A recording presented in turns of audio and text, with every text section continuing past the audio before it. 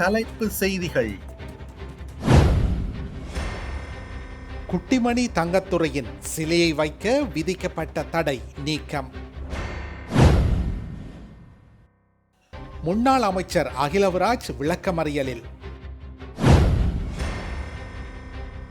சிறு கடனாளிகளுக்கு மாத்திரம் கடுமையான சட்டம், சாணக்கியன் சாடல். உயர்தர பரீட்சையை ஒத்திவைக்க கோரி மனு, நீதிமன்றம் பிறப்பித்த உத்தரவு. பிரதமர் மோடியின் வீடியோவை நீக்கிய விவகாரம், மன்னிப்பு கேட்டது மெட்ரா. விரிவான செய்திகள். வெலிக்கடை சிறையில் படுகொலை செய்யப்பட்ட குட்டிமணி மற்றும் தங்கத்துரை ஆகியோருக்கு வல்வெட்டித்துறையில் சிலை அமைப்பதற்கு பருத்தித்துறை நீதவான் நீதிமன்றத்தினால் விதிக்கப்பட்ட தடை நீக்கப்பட்டுள்ளது. குட்டிமணி தங்கத்துரை ஆகியோருக்கு சிலை அமைப்பதற்கு எதிராக வல்வெட்டித்துறை காவல்துறையினரால் அதன் ஏற்பாட்டாளரும் வல்வெட்டித்துறை நகரசபையின் முன்னாள் உப தவிசாளருமான கந்தசாமி சதீஷ் என்பவருக்கு எதிராக வழக்கு தொடரப்பட்டிருந்தது. குறித்த வழக்கில் சிலை அமைப்பதற்கான தற்காலிக தடை உத்தரவு நேற்று வரை அமுல்படுத்தப்பட்டிருந்த நிலையில் தற்போது அது நீக்கப்பட்டுள்ளது. கடந்த மாதம் 22ஆம் திகதியன்று வல்வெட்டித்துறை காவல்துறையினரால் பருத்தித்துறை நீதவான் நீதிமன்றத்தில் தொடுக்கப்பட்ட வழக்கானது விசாரணைக்கு எடுத்துக் கொள்ளப்பட்ட போது வழக்கின் மேலும் ஆதாரங்களை சமர்ப்பிக்க 14 நாட்கள் காலம் கோரப்பட்டது. எனினும் 106 சட்டப்பிரிவின் கீழ் 14 நாட்களுக்கு மேல் தடை உத்தரவு வழங்க முடியாது என்ற அடிப்படையில் நேற்றைய தினம் வரை காவல்துறையினருக்கு உரிய எதிராளிக்கு எதிரான உரிய ஆவணங்களை சமர்ப்பிப்பதற்கான கால அவகாசம் வழங்கப்பட்டிருந்தது. இந்த நிலையில் எந்தவித போதுமான ஆதாரங்களோ ஆவணங்களோ சமர்ப்பிக்கப்படாத நிலையில் நேற்றைய தினம் பருத்தித்துறை நீதவான் நீதிமன்றத்தினால் வழங்கப்பட்டிருந்த தற்காலிக தடை உத்தரவு நீக்கப்பட்டுள்ளமை குறிப்பிடத்தக்கது. முன்னாள் அமைச்சர் அகிலவிராஜ் காரியவசம் எதிர்வரும் 18ஆம் திகதி வரையில் விளக்கமறியலில் வைக்கப்பட்டுள்ளார். வாக்குமூலம் ஒன்றை வழங்குவதற்காக லஞ்ச ஊழல் ஆணைக்குழுவில் நேற்று முற்பகல் ஆஜரான நிலையிலேயே அவர் கைது செய்யப்பட்டிருந்தார். சந்தேக நபர் கொழும்பு பிரதான நீதவான் நீதிமன்றில் முன்னிலைப்படுத்தப்பட்ட போதே அவரை விளக்கமறியலில் வைக்குமாறு நீதவான் உத்தரவிட்டுள்ளார்.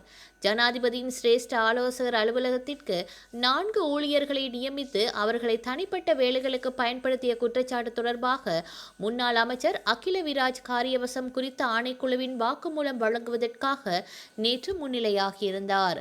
ஜனாதிபதியின் சிரேஷ்ட ஆலோசகராக பணியாற்றிய காலத்தில் தமது பணிக்குழாமுக்காகவென தெரிவித்து நியமிக்கப்பட்ட 4 ஊழியர்களில் 3 தமக்கு சொந்தமான எரிபொருள் நிரப்பு நிலையத்தில் பணிக்கு அமர்த்தியதாக அவர் மீது குற்றச்சாட்டப்பட்டுள்ளது. இலங்கையில் சிறு கடனாளிகளுக்கு கடுமையான சட்டம் பின்பற்றப்படுவதாகவும் கோடிக்கணக்கில் கடன் பெற்று செலுத்தாதவர்களுக்கு விதிவிலக்கு அளிக்கப்படுவதாகவும் பாராளுமன்ற உறுப்பினர் ராசமாணிக்கம் சாணக்கியன் குற்றம் சுமத்தியுள்ளார். நேற்றைய தினம் பாராளுமன்றத்தில் இந்த குற்றச்சாட்டை அவர் முன்வைத்துள்ளார். எமது நாட்டில் ஒரு சாதாரண குடிமகன் அரச வங்கியில் சிறிய அளவிலான கடன் பெற்றிருந்தாலும் தவணைகளை காலத்திற்குள் செலுத்த தவறினால் பரோடோ நிறைவேற்று அதிகாரம் உள்ளிட்ட சட்ட ஏற்பாடுகள் மூலம் அவரது வீடு, வணிகம், வாகனம் உள்ளிட்ட சொத்துக்கள் கைப்பற்றப்படுகின்றன. ஆனால் கோடிக்கணக்கான ரூபாய் கடன் பெற்று நீண்ட காலமாக திருப்பி செலுத்தாமல் இருக்கும் பெரும் கடனாளிகளிடமிருந்து அரச வங்கிகளுக்கு சேர வேண்டிய மக்களின் பணத்தை மீட்டெடுக்க அரசு என்ன நடவடிக்கைகளை எடுத்துள்ளது என்று அவர் கேள்வி எழுப்பினார். அரச வங்கிகளின் பணம் என்பது அரசாங்கத்தின் பணம் மட்டுமல்ல, அது இந்த நாட்டு மக்களின் சேமிப்பு பணமாகும். சிறு கடனாளிகள் மீது சட்டம் முழு கடுமையுடன் அமல்படுத்தப்படும் நிலையில் பெரும் கடன் நிலுவைகளை வைத்திருக்கும் செல்வாக்கு மிக்க நபர்கள் மற்றும் அரசியல்வாதிகளுக்கு எதிராக அதே சட்டம் ஏன் சமமாக பயன்படுத்தப்படுவதில்லை என்பதற்கு அரசு பதிலளிக்க வேண்டும் என்றும் அவர் தெரிவித்துள்ளார். இவ்வாறான பெரிய கடன் கணக்குகள் தொடர்பாக மேற்கொள்ளப்பட்ட மீட்பு நடவடிக்கைகள், இதுவரை மீட்கப்பட்ட தொகைகள் மற்றும் ஒவ்வொரு கணக்கின் தற்போதைய நிலை ஆகியவற்றை விளக்கும் ஒருங்கிணைந்த அறிக்கையை சமர்ப்பிக்குமாறு அவர் வலியுறுத்தினார். அல்லது முழுமையான தகவல்களை தயாரிக்க கால அவகாசம் தேவைப்படுமான குறைந்தபட்சம் மொத்த கணக்குகளின் எண்ணிக்கையும் அதனுடன் தொடர்புடைய நிலுவைத் தொகையும் அடங்கிய இடைக்கால அறிக்கையாவது 3 மாதத்திற்குள் பாராளுமன்றத்தில் சமர்ப்பிக்கப்பட வேண்டும் என்றும் அவர் கோரியுள்ளார். இது முன்னெப்போதும் இல்லாத கோரிக்கை அல்ல. இதற்கு முன்னரும் பாராளுமன்ற எழுத்து மூல வினாக்கள் மூலம் அரசு வங்கிகளில் பெரும் கடன் நிலுவைகளை வைத்திருப்பவர்களின் பெயர்களும் நிலுவைத் தொகைகளும் வெளியிடப்பட்டுள்ளன.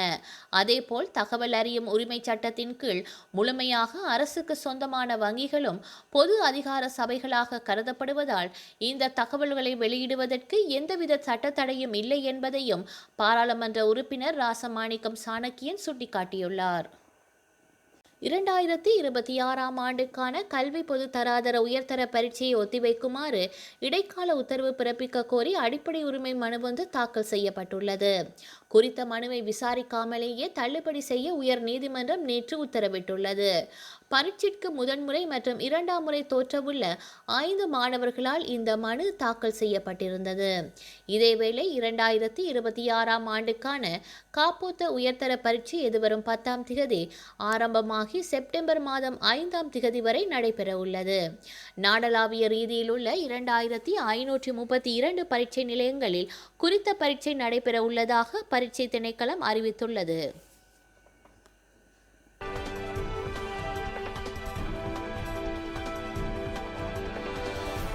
இந்தியாவில் உள்ள தன்னார்வ தொண்டு நிறுவனங்கள், கல்வி நிறுவனங்கள் மற்றும் மத அமைப்புகள் வெளிநாடுகளில் இருந்து பெறும் நிதியை கட்டுப்படுத்தும் வெளிநாட்டு பங்களிப்பு ஒழுங்குமுறை திருத்தச் சட்டம் நாடாளுமன்றத்தில் கொண்டு வரப்பட உள்ளது.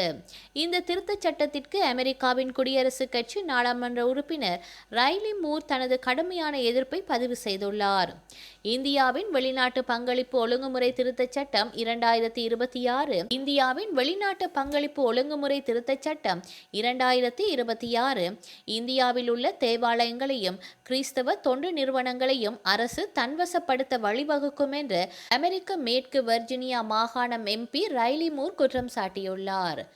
அவர் அங்கு மேலும் தெரிவித்துள்ளதாவது: நாம் ஆண்டவராகிய இயேசு கிறிஸ்துவின் உயிர்த்தெழுதலுக்கு பின்னர் சில 10 ஆண்டுகளில் புனித தோமியார் மலபார் கடற்கரைக்கு பயணம் செய்த காலத்திலிருந்தே கிறிஸ்தவர்கள் இந்தியாவில் இருந்து வருகின்றனர். ஆனால் இவ்வளவு நீண்ட கால கிறிஸ்தவ வரலாறு இருந்த போதிலும் தேவாலயங்களையும் மத அறக்கட்டளைகளையும் அரசாங்கம் கையகப்படுத்த அனுமதிக்கும் வகையில் வெளிநாட்டு பங்களிப்பு ஒழுங்குமுறை திருத்த விதிகளை திருத்துவது குறித்து இந்திய நாடாளுமன்றம் பரிசீலித்து வருகின்றது. இது கிறிஸ்தவர்களுக்கு எதிராக ஒரு தெளிவான தாக்குதலாகும். இந்த மசோதா இதே வழியில் நிறைவேறினால் இந்தியாவுடனான நமது இருதரப்பு உறவில் இது பெரும் கவலைக்குரிய விடயமாக அமையும் என்று தெரிவித்துள்ளார். ஃபேஸ்புக்கின் தாய் நிறுவனமான மெட்டா நிறுவனத்தின் மூத்த அதிகாரியான உலகளாவிய விவகாரங்களுக்கான தலைவர் ஜோயல் கப்லான் இந்திய அதிகாரிகளை சந்தித்து பேசியுள்ளார். அப்போது பிரதமர் நரேந்திர மோடியின் காணொலி செய்தியொன்று ஃபேஸ்புக்கிலிருந்து 5 மணி நேரம் நீக்கப்பட்டிருந்ததாக அவர் மன்னிப்பு கோரினார். மத்திய மின்னணு மற்றும் தகவல் தொழில்நுட்பத்துறை அமைச்சர் அஸ்வினி வைஷ்ணவியிடம் மெட்டா நிறுவனத்தின் தலைமை உலகளாவிய அதிகாரி ஜோயல் கப்லான் இந்த மன்னிப்பை தெரிவித்துள்ளார். பிரதமர் மோடியின் பதிவை கட்டுப்படுத்திய தவறுக்காக மெட்டா நிறுவனம் சார்பில் நான் அமைச்சரிடம் மன்னிப்பு கோரினேன் என்று கபிலன் கூறியதாக மெட்டா வெளியிட்ட அறிக்கை தெரிவிக்கின்றது. தகவல் தொழில்நுட்பம் தொடர்பான நாடாளுமன்ற குழுவின் தலைவரும் பாரதிய ஜனதா கட்சி MPயுமான நிஷாங்காந்த் துபே பிரதமர் மோடியின் காணொலி நீக்கப்பட்ட விவகாரத்தில் மன்னிப்பு கோர மெட்டா நிறுவன தலைவர் மார்க் ஜோக்கர்பேர்கிற்கு 3 நாட்கள் அவகாசம் அளித்து அவ்வாறு செய்யாவிட்டால் சட்டப்பூர்வமாக பாதுகாப்பு ரத்து செய்யப்படும் என்று எச்சரித்ததை தொடர்ந்து இந்த சந்திப்பும் மன்னிப்பு கோரும் நிகழ்வும் இடம்பெற்றுள்ளது. ஜூலை மாதம் 28ஆம் திகதியன்று இந்திய இளைஞர்கள் மத்தியில் உரையாற்றி வினாத்தாள் கசிவுகளுக்கு எதிராக கடுமையான நடவடிக்கை எடுக்கப்படும் என்று உறுதியளித்து மோடி பதிவிட்ட ஃபேஸ்புக் பதிவு அந்த தளத்தில் சிறிது நேரம் முடக்கப்பட்டதை தொடர்ந்து மத்திய அரசு மெட்டாவின் உயர்மட்ட உலகளாவிய நிர்வாகிகளை வரவழைத்திருந்தது. அந்த பதிவு நள்ளிரவு 12:30 மணி முதல் அதிகாலை 5:30 மணி வரை கிடைக்கவில்லை என்று துபே கூறியிருந்தார். வரலாற்றில் இன்று